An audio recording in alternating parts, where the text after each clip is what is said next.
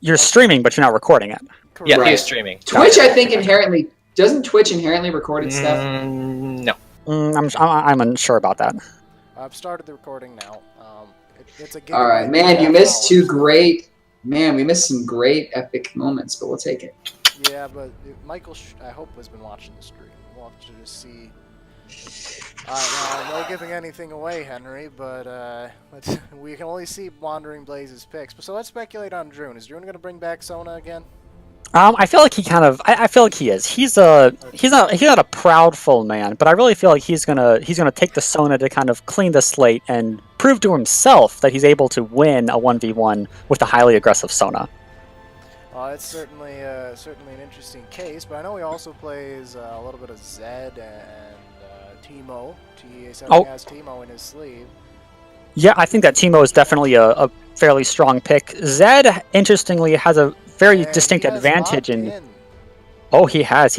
I think Zed has an advantage in this specific matchup since he started at level 3. Zed really relies on that level 3 to have all of his abilities to really get going.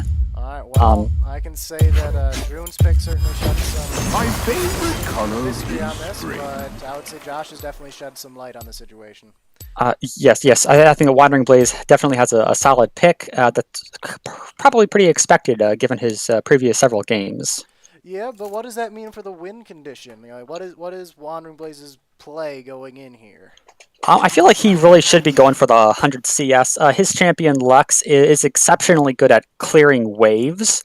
I think that's really important in this match because not only does clearing waves give you that CS lead, but it also helps keep aggression off of you. All right, so let's talk summoners. That given, Lux has taken Ignite. Okay.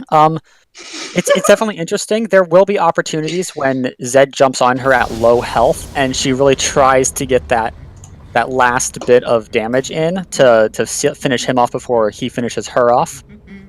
So I can definitely understand it. It's definitely not conventional by any means, but it's not bad. While we're talking non-conventional, Zed has taken heal barrier. What sort of cheese is he planning here? I really think that is those are subpar summoners. Like you mentioned earlier, heal has a much longer cooldown than barrier does, while actually not healing anymore. However, it is a large burst of healing with the heal and the barrier, so it can definitely get some unexpected situations. You think the fact that Zed is melee could have influenced the chance to take heal, get that one extra auto in with the speed burst? Or... I definitely think so. Okay. So, WanderingBlaze seems to have changed from a previous tack. We can see his opening build now, and since Zed's probably through, we can start discussing this. Pure mana? Yeah, Lux is very, very mana hungry. Even no the buffs out here. Exactly, and even the increased mana regen from the Howling Abyss aura doesn't really help fix that. Well, in that first big exchange, WanderingBlaze gives up half his health, and absolutely, he started 5 pots. The pot should help him here. The attack by Zed, however, was very telegraphed, and I do really question the I don't know, the quickness of WanderingBlaze with his fingers on that W key. Maybe he just wasn't expecting it. That APM needs to be buffed, that's all I gotta say. Now I know that he's primarily a jungler, so he doesn't have too much experience with laning, as far as I know. But right, well, I think that Zed has started BF sword and pots. No sustain. Obviously, you can't build energy items, but do you think that a Vamp Sept or something like that was on the cards, or is that just a bad plan? Vamp Sept isn't a bad item, especially in the 1v1 matchup. I feel like he was just worried that if he let the game drag on too long, he wouldn't be able to take the win. Zed is fairly item dependent. So I feel like he just went for the BF to try to get that early game damage in, maybe get a kill around levels 4 or 5. But I think that Vamp Scepter would not have been a bad pick. However, he does have a lot of sustain off of his summoner spells. And who knows what his runes and masteries are. I don't have those up in front of me. Well, but speaking of runes and masteries, so WanderingBlaze here has regular health pots, not biscuits. Now, do you think that's intentional with knowing he's going to go an all-mana start with that extra 10 mana on biscuits isn't a big deal? I feel like biscuits are just more important on like a Summoner's Rift or a match where you really can go back. You get more advantage over it by buying lots of biscuits over the first couple minutes of the game. I'm here. I'm sorry. Oh, this is the Mr. McPuff Pants joining us in the commenting table. Yeah, hello. I'm sorry I'm so late. Well, nothing too late. You can have plenty of fun, and it's been an interesting evening. Oh, absolutely. We've had a lot of interesting games so far. Oh my gosh, you guys are commentating! Straight to the playing ultimate. Where does that put us on farm? 15 for Zed, 20 for Lux. Alright, so things were looking down for a little bit. Lux is now 5 ahead in farm. You could try to look at it as a 33% or something if you look at the government. Now, it looks like... here it comes in. Oh, both those ZQs missed? Did I see it that? certainly does look like that. That is. That's big, because the ultimate was on it. Oh yeah, it seems there's just a misread on the dodging by WanderingBlaze and Drune there. Lux really walked out of that with him. Oh, we're back in. Oh, both Qs. Oh, here it comes, a tower shot. The shield. And this is triple passive. We know Drune has the heal and barrier. Did we see either of those go down? We see the heal came down. Recently healed went down for sure. Alright, so back to his healing stands. Alright. WanderingBlaze is sitting down level. Yeah, WanderingBlaze has been sitting outside of EXP range for a while now. He certainly is respecting the Zed, but I don't know if it's working out too well for him.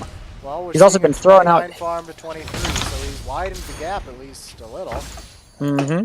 It's at 31 now. Yeah. I think the main issue that Lux has been having is he's been having troubles just guaranteeing that CS, but he's definitely not doing bad. I feel like Drune's strategy is working against him now. Once you get this far into a game, having that an enormous amount of mana regen on Lux really puts you at an advantage over Zed. Yeah, now he's able to zone with the longer range spells. We're gonna move Ivan here a little bit. Alright. So what is Drune's out? He's starting to fall behind on the farm, and we haven't seen a turret game yet, but... No, turrets will definitely not be happening this game. With Lux's pushing power, I don't see that as a possibility. If Drune can get a really good poke off, and then follow up, after his cooldowns come back up with an ultimate, he really could turn this around. Yeah, so that's asking like 2 stars to be 5 or something at this point. Number of Qs on both sides are going wide. Maybe it's just trying too hard to prevent. It can be tense in those situations when you start trying to prevent yourself and it doesn't work. Oh, the Q does not connect. He goes in, gets good damage. He also took a turret shot, which negated a lot of that advantage. And took and the Lux ultimate. Those lasers, man. Yes. And we are seeing the fruits of the full mana build from Lux here at 44 CS to Zed's 37. Keep driving that gap, not very quickly, and down to 1 pot. Yes, that is important to note. Lux has burned through 4 out of her 5 pots at this point, and they are just barely even, I would say, as far as the trading goes. In addition, Lux seems to be pushing the wave, which is actually helping Zed out in this situation. Zed farms very, very well with his passive ability, and I feel like Lux didn't take that into account when he pushed up that wave of low health minions. Zed's passive is a little bit obscure. He's been back in the days when you've only had 1. Maybe you could remind us of what Zed's passive is that you're talking about there. Zed's passive, I'm not exactly sure the exact health threshold, but I believe if his auto attack target is below, I want to say it's 30% health. His auto attack does, it might be half. It does a very large boost of damage. It has like a 10-second cooldown per target, but it really helps him auto attack minions. It basically doubles his AD when attacking a minion with less than half health. It is just a percentage of extra damage, like maybe a 50% increase. I'm not sure. I'm not certain. Have been on point.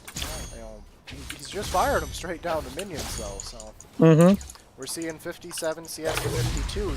The gap might be narrowed, but obviously it could be sampling error. We're seeing a wave crash into Drune now. Oh, that was flashy. Dodges the I feel like Drune is still in this game.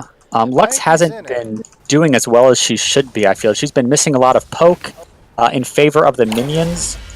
Where really, you know, she could be doing a lot of other things. However, Lux is just a decent counter to Zed, as she can just toss out that shield to negate a lot of Zed's all-in ability. Yeah, and Zed's stuck on just a BF sword. You know, none of those extra burst type items, no dust blades. Blaze goes back to the healing shrine. That's a large thing that Zed has to rely on, is those extra burst items to really help him start off that snowball. Yeah, he's got strong abilities, but if he doesn't have the AD to back it up, he tends to fall short sometimes. Yeah, back in the day when Zed was new, I gave him a try and was building Atma's Impaler, so that tells you both how good I was and how long ago Zed was. DPS Zed used to be a thing way back when. When he first came out, DPS tank Zed was actually fairly strong in the top lane. Oh, and back then they knew to change them so you didn't get degenerate things like Tank Fizz and Tank Echo. Oh yes. Nowadays you get silly stuff like that. Yeah, well, somehow we still have Tank Shen, Ninja, that makes sense. Checking in on the farm, we've got 68 on Lux, 69 on Zed. We've seen a little bit of a turnaround here, we're in the middle of a wave, but he's 72 for Zed. Zed just got up farm. Oh yeah, so once Zed starts ranking up his abilities, he's able to clear waves very, very efficiently. And we're seeing that now. He had a lot of trouble with those earlier waves, and Lux did as well. She should have been taking the advantage on CS a whole lot earlier and made a much larger gap, but because of, I guess, just some misplays or some being too aggressive, she actually lost that advantage, and Zed has gotten to the point where he's overtaking her. He is 4 farm up now, and are we in a spot where WanderingBlaze has to start looking for the first squad? We really might be. If WanderingBlaze can't more efficiently clear waves or poke him down, we really are looking at a point where Zed can either get the minion advantage, or he might be able to do an all-in. 78 to 82. You know, it is so late in the game, but Zed has just crept ahead on the farm. Gonna go move Ivern again so we don't lose. Alright.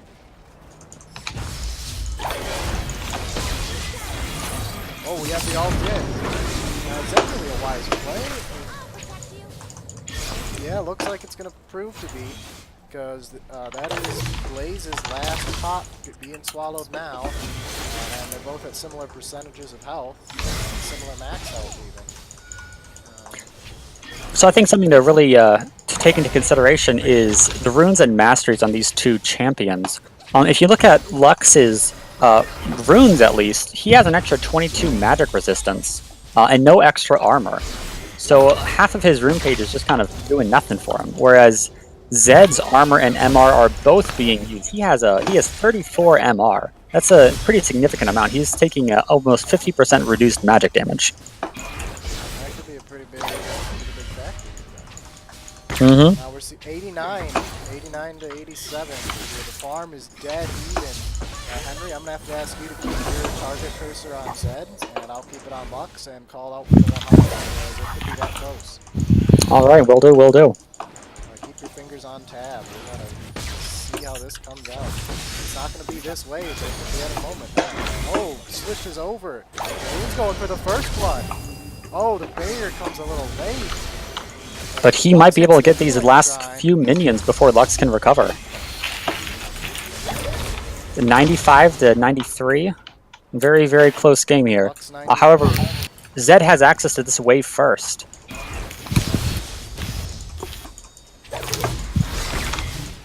Zed's at 98, 99, and there it is. The 100 CS off of Zed pulls him the victory. Wow, a 7 CS difference.